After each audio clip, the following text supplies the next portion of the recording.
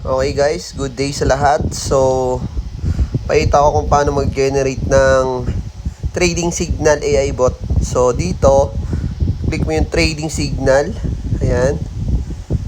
So, ito yung makikita nyo sa dashboard natin. Okay. So, generate trading signal. So, dito, commodities and metal. Yan. Kung forex naman na pair, ito yung i-click mo. Pero syempre gold tayo. Then future trading.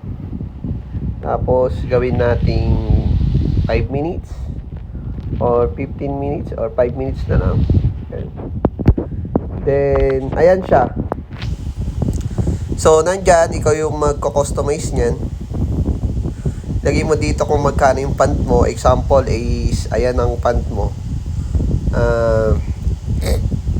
100 USD lang. Example lang to ha. Tapos, ang i-risk mo lang is 1%. 1%. Okay. So, ayan siya. 0.2 yung risk-reward ratio niya. Okay. Tapos, ayan, generate signal. Lagay muna natin yung currency. Ayan.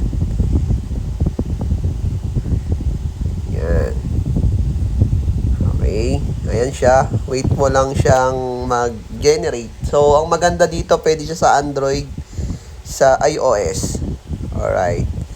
So, ayan siya, yung data niya, almost 30 plus ang tinatamaan na mga signal, mga analyze niya. So, ayan, waiting lang tayo. So, eto siya. Ayun. 55% confidence score. 55%. Okay. So, ayan yung ayan yung pinagbabay tayo, buy. So, dito ka mag-buy sa entry na yan na 5,181. Then, pwede ka rin mag-buy limit. Okay. Tapos, ang stop loss mo nandiyan na rin. 5,116. And then, take profit niya, 5,349. So, ayun siya. Alright. So, ganun lang siya ka-simple. Same time, ito yung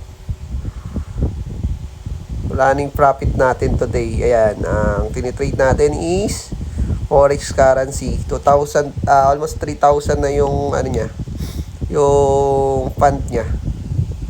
Tapos, today na income niya is 346 USD.